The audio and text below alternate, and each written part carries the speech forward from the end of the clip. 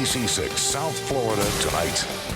Heavy rain on the radar right now. Chief Meteorologist Paul Diano joins us now to tell us, does this have anything to do with those warm temperatures we've been feeling? We had that front just to the north today. That made us 85 degrees, a record high in both Miami and Fort Lauderdale. And tonight, that same front is firing off some very heavy rain showers in Miami-Dade County, watching us anywhere from Westchester and Sweetwater along the Turnpike and the Palmetto, now down to South Gables, South Miami and Kendall. It was pouring for the past 2 hours. Now the heaviest rain is moving offshore. Let's show you a 3-hour time lapse on Weather Plus Titan radar, a different tool we have here. You can see that pocket of very heavy rain moving down the Palmetto from the airport through Westchester and Kendall, now heading offshore. But some very impressive rainfall totals. That green bullseye on your television screen, 1 or more inches of rain stretching from Westchester down to Olympia Heights, over to South Miami, most of the Gables, and all the way south to Kendall. But the heaviest rain tonight is now ending. Is there any more rain in the 6-day forecast? And how about some cooler temperatures? The front will be a good thing within 24 hours. Details on that coming up in a few minutes. Ladies and gentlemen, nothing is more important at this moment in our history than for America to succeed in the Middle East, to succeed in Iraq, and to spare the American people from this danger. The president asked the Democrat-led Congress to stand together and work with him on priority number 1, the war in Iraq. From the beginning, the president recognized this is the first State of the Union address he's given before a Congress made up of more Democrats than Republicans, taking time to honor the first female Speaker of the House, Nancy Pelosi. It was no surprise that half the speech focused on the war. Mr. Bush asking Congress to give his new strategy in Iraq a chance. The president also asked for changes in oil production, health care, and immigration law. For more on the speech and reaction, Steve Handelsman has more. The President of the United States. The reception was polite from the Democratic majority, and President Bush noted they're led by a woman, Nancy Pelosi. Madam Speaker. But the room was tense. The applause was brief. The weakened president asked for cooperation. Our citizens don't much care which side of the aisle we sit on, as long as we're willing to cross that aisle when there's work to be done. He proposed new tax deductions for health insurance and alternative fuels to cut oil imports and global warming. Let us build on the work we've done and reduce gasoline usage in the United States by 20% in the next 10 years. The tough issue was Iraq. If American forces step back before Baghdad is secure, the Iraqi government would be overrun by extremists on all sides. For America, this is a nightmare scenario. President Bush asked for support for his surge plan. Our country is pursuing a new strategy in Iraq, and I ask you to give it a chance to work. And I ask you to support our troops in the field and those on their way. But most Democrats opposed sending more U.S. forces. Their response came from a new senator whose son, a U.S. Marine, is part of the surge, Jim Webb of Virginia. The majority of the nation no longer supports this war, the way this war is being fought, nor does the majority of our military, nor does the majority of Congress. We need a new direction. God bless. But to the president, that means more U.S. troops, even if Congress disagrees. The next move by the Democrats up here is to pass resolutions in both houses opposing the Bush-Iraq surge. From Capitol Hill, I'm Steve Handelsman, NBC6. And right now on NBC6.net, you can read a transcript of the president's address as well as download a podcast and video clips. Also, you can answer our online poll. Did watching President Bush's speech convince you to support the troop surge in Iraq? Email us your reaction to interactive@NBC6.net, and we'll read some of your responses tomorrow on NBC6 News at 5. Breaking news, another local soldier is killed in action. The Department of Defense says 22-year-old Philip McNeil of Sunrise was one of 4 soldiers killed Saturday in the city of Karma after an explosive device detonated near their Humvee. An historic vote today in South Florida that not only gives the mayor of Miami-Dade County more power than ever before, but it will also have an impact on our daily lives. Tom Yamas is live in Southwest Miami-Dade at Carlos Alvarez's celebration party. Tom? Well, Jackie, Mayor Carlos Alvarez told his supporters, we did it. 56% of voters who turned out voted for the Strong Mayor referendum. This now means Carlos Alvarez has the power to fire the county manager without the approval of the commission. He also has the power to appoint or fire department heads. This basically means Mayor Carlos Alvarez is now the most powerful person in Miami-Dade County. Mayor Carlos Alvarez claiming victory Tuesday night. According to preliminary election results, a majority of voters who turned out approved his Strong Mayor initiative. This is the most important piece of legislation that has been passed in Dade County in the last 50 years. The Strong Mayor vote has been a 2-year process, Alvarez's main focus while in office. Campaign architect Jose Riesco, Alvarez's Karl Rove, felt the county's current form of government needed to be changed. This county charter was established in 1957. It's 50 years old. We need to progress as a county. We need to move forward. But all 13 commissioners were against the plan. They felt transferring many of the manager's duties to the mayor would make Alvarez and those that followed too powerful. Now, every employee of the county is under the mayor's direction. So that means now we don't have a professional manager that we could go to and say, could you please fix a pothole on the street? Now it becomes a politicized situation where you have to ask the mayor to please send somebody out to fix a pothole. How do you expect to run 66 different departments? Are you going to be working 24 hours a day? No, not at all. That's why you have a county manager. That's why you have assistant county managers. So that's why you have department directors. We're not unique. That was part of the message that we were trying to get through. The victory party is over tonight, but the fight for Mayor Carlos Alvarez may not be over. Some have already questioned that voters, when they first elected him, they elected an executive mayor, not a strong mayor, so some actually may challenge that in court. Reporting live in Southwest Miami-Dade, Tom Llamas, South Florida, tonight. Breaking news tonight in South Miami-Dade. A man is struck and killed by a Metro bus. Police say he was waiting at the bus stop at Southwest 216th Street and US 1 when he got into a fight with several other people standing there and fell in front of the bus. Detectives continue to investigate the death.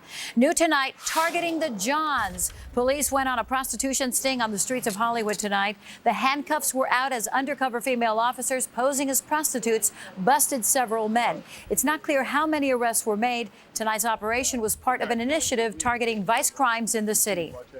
A multi-million-dollar drug bust on the high seas. The Coast Guard cutter Bear seizing more than 1,800 pounds of cocaine last month from a fishing vessel in the Caribbean Sea. You're looking at video of the drugs being unloaded back on shore. The estimated street value of the drugs, $57 million. Miami-Dade police are hoping this surveillance video will lead them to a man who conned several companies in order to rob them. He did it by posing as a messenger or an employee, gaining access that allowed him to steal several computer laptops, equipment, and office supplies. Among the businesses hit, Burger King Corporation and the Lennar Corporate Center. First on 6, a man is charged with animal cruelty after more than a dozen cats die in the Key Largo community of Ocean Reef. 16 cats were all inside tented buildings that were sprayed for bugs by a West Kendall company called Termite and Fumigation. Raul Ruiz, the job supervisor, is charged with animal cruelty. Witnesses told police they could hear and see the cats as they tried unsuccessfully to escape.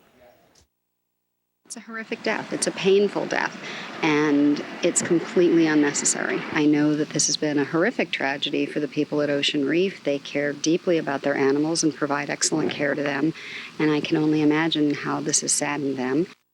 Company officials defend their actions, saying owners had months to remove the cats before the fumigation took place. In stories making news around the world, we begin in Iraq. A helicopter owned by the private security company Blackwater crashed today in central Baghdad, killing 5 civilians on board. An Iraqi official says the chopper was shot down, but the U.S. military has not confirmed that. The U.S. Army and Iraqi security are both investigating. And those new passport regulations we've been telling you about are now being enforced. At the Bahamas airport, most Americans seem to have their passports in hand. New rules require travelers returning to the U.S. from Canada, Mexico, or the Caribbean to have a passport. Prior to today, a driver's license or birth certificate was enough. A diver in Australia says he survived having his head in the mouth of a great white shark. The 41-year-old was partly swallowed by the 10-foot shark, breaking his nose and leaving bite marks on his body. Luckily for him, he was wearing a lead-weighted vest, so he was partially protected. Attacks by great whites are usually fatal. Also new tonight, word that Manuel Noriega will be released from jail this year. Noriega's attorney says the former dictator of Panama will be freed September 9th after completing his sentence. He is currently in a Miami-Dade jail on charges of drug trafficking and money laundering. Noriega is 72 years old. The man behind the most famous break-in in American history is remembered tonight. We'll tell you about the Miami connection. Then you won't believe what someone found in a storage unit. Police call it spooky. Then a family kicked off a flight because their little girl threw a fit. New tonight, the parents' response. And in case you missed them, the highlights of the Oscar nominations announced today. 11 days until Super Bowl Sunday, and you won't believe how much some hotel rooms are going for. I'm Amber Stone with that story coming up.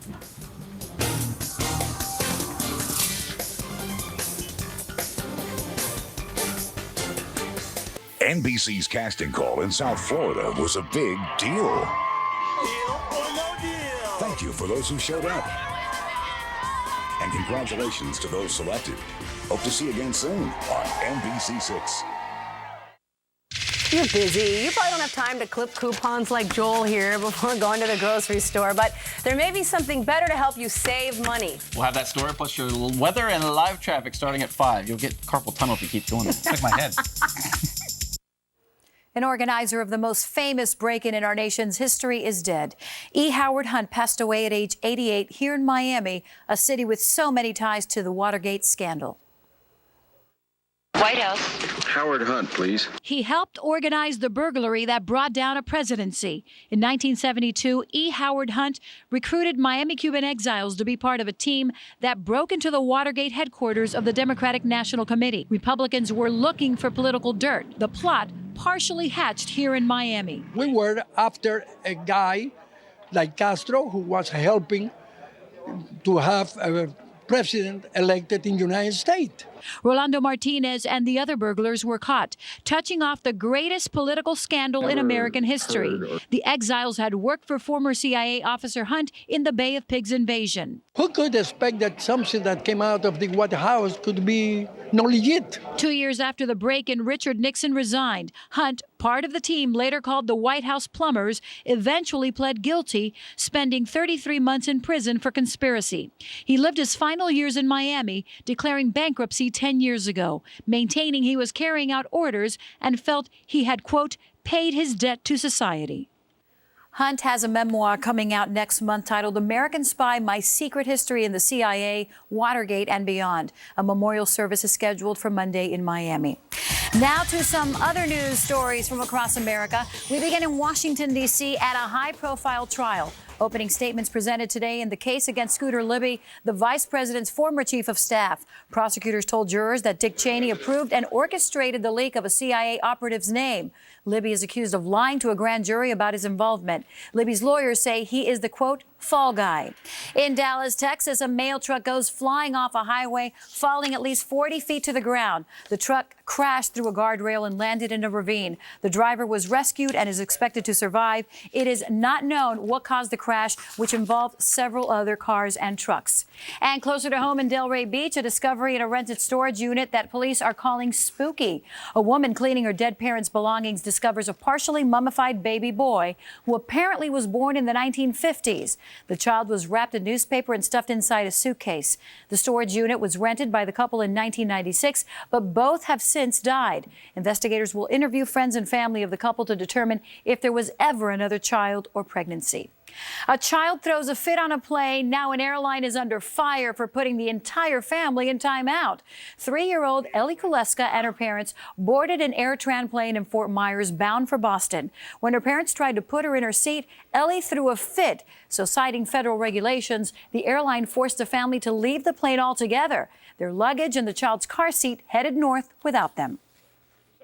I was outraged and embarrassed. I'm a full-time EMT in Boston. If I treated anybody the way they treated me, I would be out of a job. I just wanted to make the public aware of what happened and that this too could happen to them if their child is crying too much. AirTran did refund the Kuleskas money and offered them free round-trip business class tickets anywhere they wanted to go. But the Kuleskas say they're never flying AirTran again.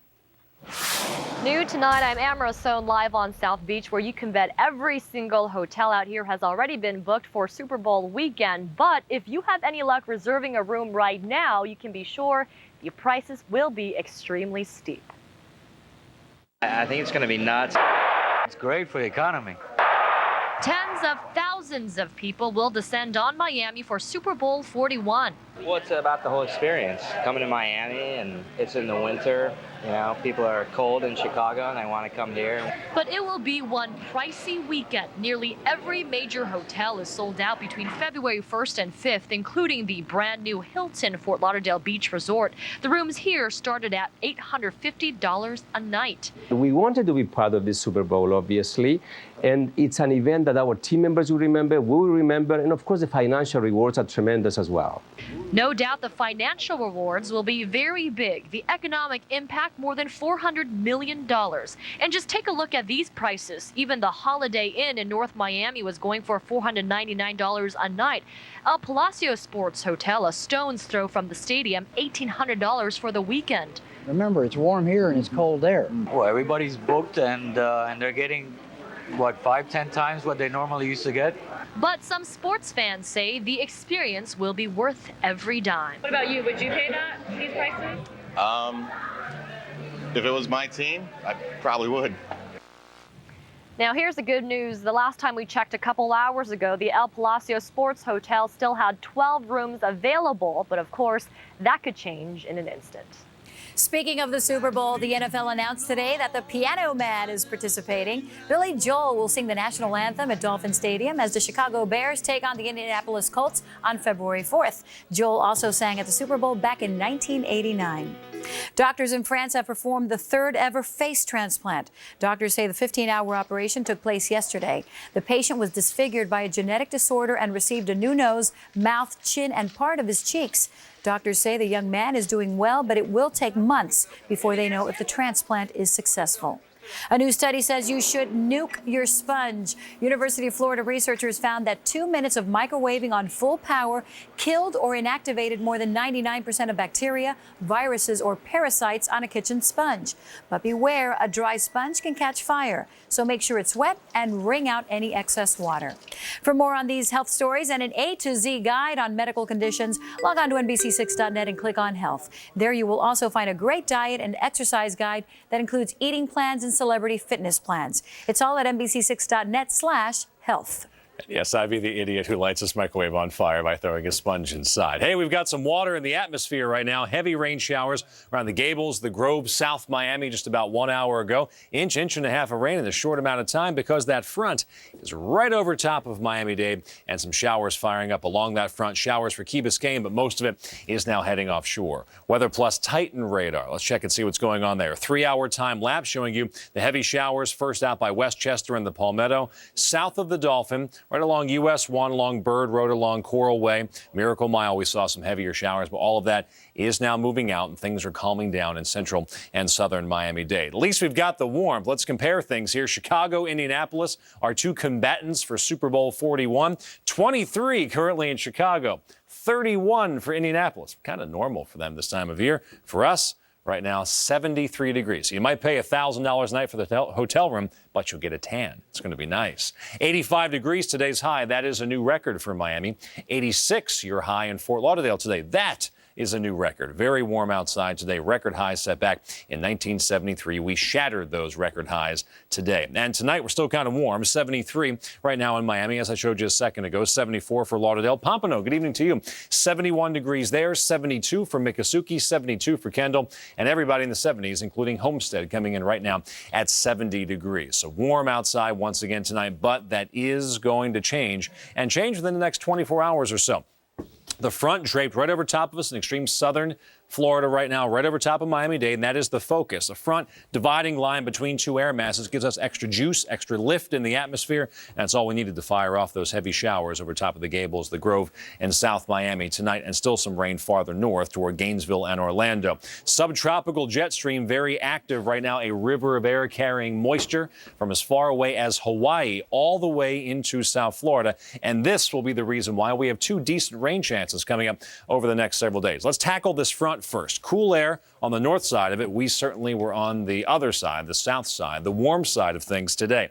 That will change tomorrow. A little area of low pressure passes by. Enough kick in the atmosphere to get this front down to the south. What that means for you, 85 is gone. Tomorrow's high, 81 degrees. After that, it's going to feel pretty good outside. Mid-70s as we head toward Thursday, Friday, lower 70s as we head toward Friday and Saturday. Highs only in the 70s and lows in the 60s. It will feel great outside once this front moves farther to the south, and that is coming up over the next 24 hours. As for those rain chances, with the subtropical jet stream in play, we have a rain chance as the front moves through Wednesday night, Thursday morning. Looks nice for Friday, looks nice for Saturday. Then Sunday, chili cook-off, big event in Broward County. Maybe you want to get outside. Thank goodness this isn't Super Bowl Sunday. Got a week to go because right now it's like an area of low pressure storm system is going to go right over top of us. Sunday is looking wet. The wettest day we have seen in the wild. Some showers ending in Miami-Dade. Fog moving in around sunrise, low of 70 degrees. For tomorrow, another warm day, but no record setters. Partly sunny skies and a chance of showers with that front still close by. Tomorrow, 81. Then Thursday, on the other side of the front, 75. Friday, only 72. The weekend looks pretty good for the first half. Looks wet for the second half. School bus forecast now. Take you to Arcola Lake Elementary School in Miami, starting off tomorrow morning for the bus stop at 70 degrees. For your school bus forecast, download live online. It's free from our website, NBC6.net. Jackie. Oh, my stars. Quite a cast of stars in this year's Academy Award nomination list. Just take a look. But you can fake your way to the top, round and around. It was no big surprise that the musical Dreamgirls led the way with 8 Oscar nominations this morning.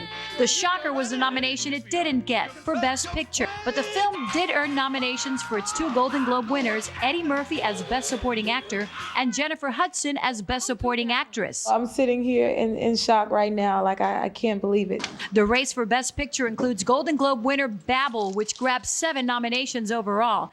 It's up against The Departed, The Queen, Letters from Iwo Jima, and Little Miss Sunshine.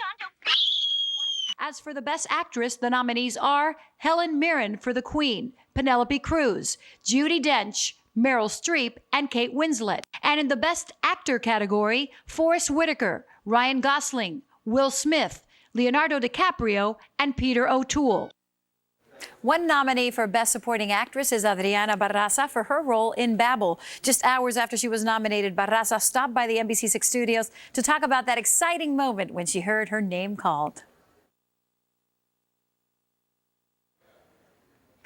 Well, trust us when we tell you she was extremely excited about hearing she was nominated for an Academy Award. NBC6.net is preparing you for the most glamorous night in Hollywood. Log on to our special section to access a slideshow of this year's nominees and see the complete list of nominations. It's all at NBC6.net/Oscars. She really was. You know what? She really it doesn't matter. excited. You're really good the way you just handled that. That little pause in there with that beautiful smile. You're the best. Well, I got to tell you, my alma mater in action tonight in some basketball. Yeah, Frank Haith and his college basketball team trying to get things turned around tonight against Virginia Tech. Way down, but a comeback. Could they pull it out at home? Highlights next. And Jaguar reveals a brand new car right here in South Florida. We'll give you the first peek next.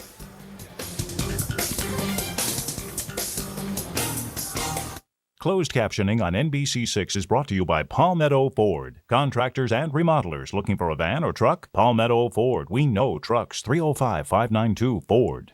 Take a look at the future of luxury. Jaguar unveils its new concept car, the CXF, for the first time here in South Florida tonight. The design recently won Best in Show at the Detroit Auto Show. Well, for the Miami Dolphins, the pressure of winning on the field now transfers over to the pressure of making the right picks in this year's draft. The Dolphins staff is now in Mobile, Alabama, checking out the top seniors in football. The man leading the charge is General Manager Randy Mueller. Now, Mueller's name has been linked to the Tennessee Titans General Manager opening, but right now he and his staff are focusing on getting ready for April's draft. It's really the first step in the process to kind of get a little thumbnail sketch on these guys. I did spend a lot of time out this fall looking at players and around at colleges. You're looking for confirmation on things that you saw. I think the caliber of the competition here is what makes it unique. So you're going to see guys playing against other good players. So you're going to really see initially how they compete against really the top of the group of seniors out there. And one player that might be calling Miami home is Michigan defensive back Leon Hall, a 3-year starter at corner. Hall had 3 interceptions and 18 pass breakups. He's one of the many players that the Miami Dolphins have spoken to this week. If Hall is selected, he knows that he has his work cut out for him. They've had some great ones, and just to kind of be mentioned, maybe in the same line, you got some big shoes to fill, but it's definitely an honor. And if this so happens that I go there, whatever the case may be, I'm gonna work hard to be the best of play to the best of my ability.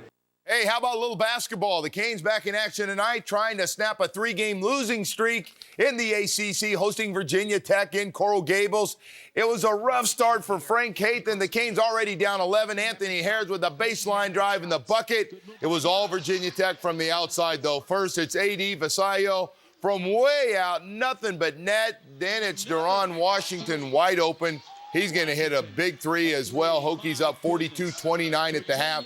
The Canes come alive, though, in the second half. Jack McClin with a 3 of his own. That's part of a 9-2 run that cuts the lead down to 6 for the Canes. Dennis Clemente with the drive and the foul. Hey, Canes eventually cut this puppy down to 4 points, but they just run out of gas at the end. They lose their 4th in a row, 92-85 the final.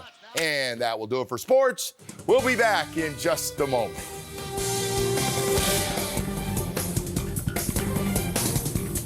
So, Joe, that sponge you can put in the microwave, you'd light your house on fire too, right?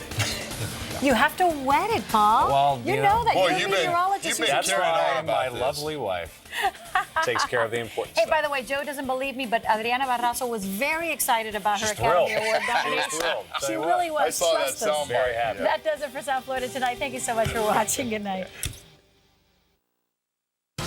NBC6 is South Florida's news leader. Join Bob Mayer, Pam Giganti, and meteorologist Ryan Phillips tomorrow morning beginning at 5 for Today in South Florida. And for news 24 hours a day, visit us on NBC6.net.